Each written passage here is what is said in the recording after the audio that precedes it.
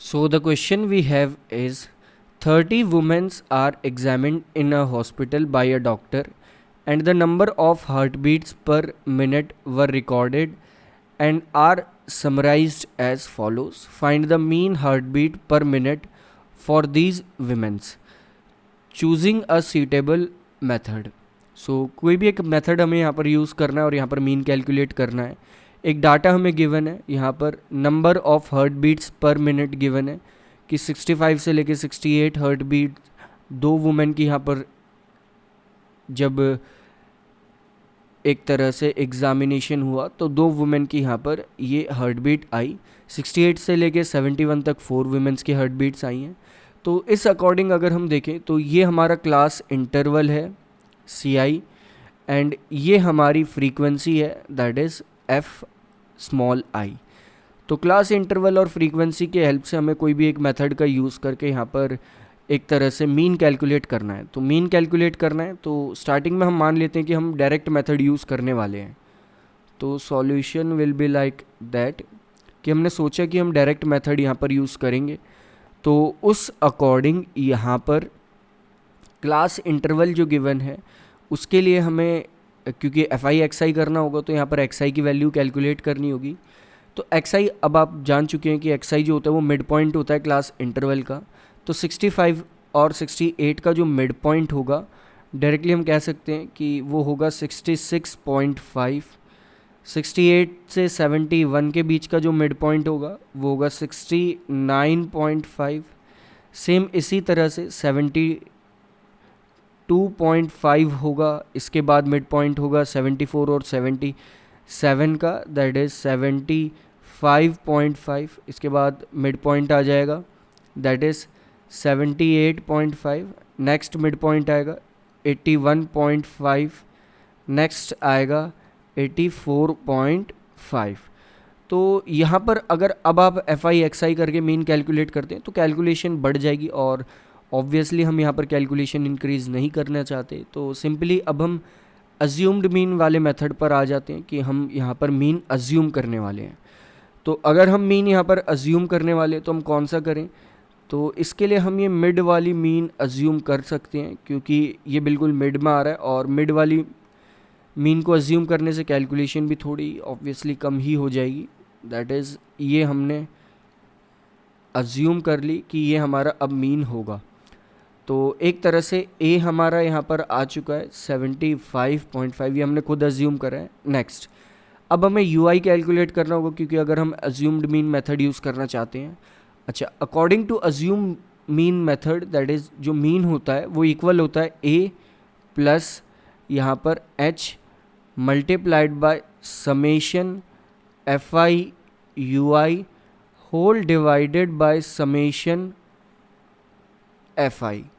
तो यहाँ पर हमें यू आई यहाँ पर कैलकुलेट करना होगा और यू आई अगर हम देखें तो यू आई हमारा इक्वल होता है दैट इज़ इसे हम लिख सकते हैं ये इक्वल होता है x I minus A divided by ये पूरा डिवाइडेड है तो डिवाइडेड बाय एच.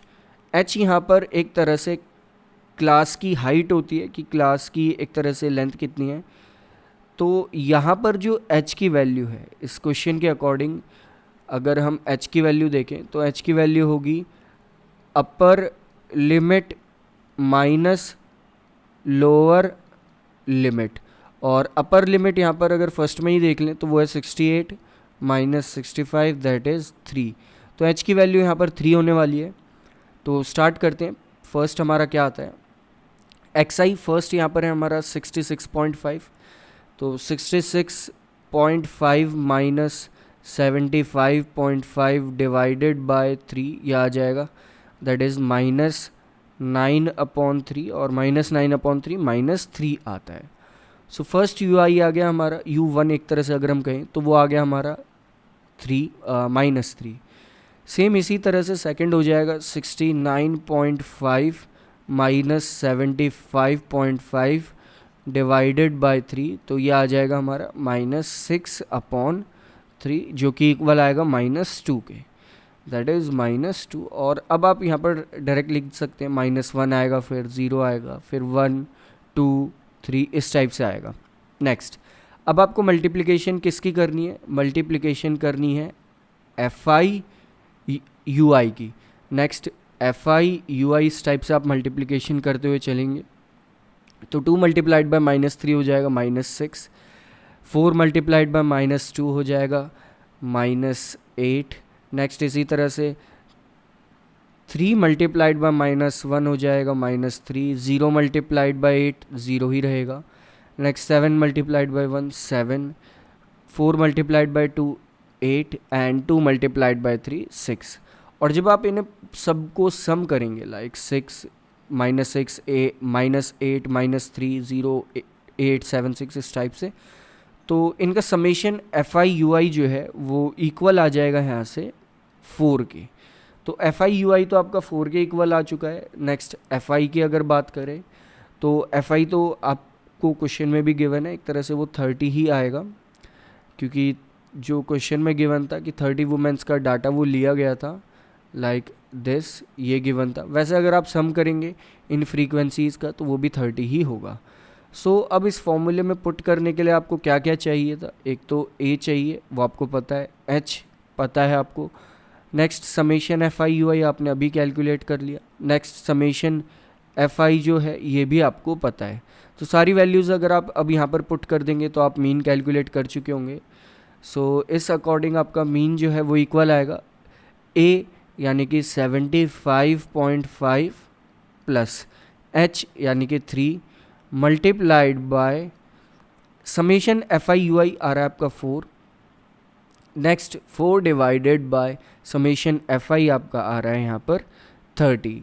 तो 30 को हम कट कर लेंगे यहाँ पर, लाइक 30 को कट कर लेंगे 3 से तो नीचे 10 आ जाएगा और ये आ जाएगा 75.5 प्लस 0.4 और 75.5 प्लस 0.4 हो जाएगा 75.9। यानी कि आपका जो मीन आएगा इस क्वेश्चन के अकॉर्डिंग वो आ जाएगा, दैट इज़ इसे हाईलाइट कर लेते हैं, वो आ जाएगा 75.9।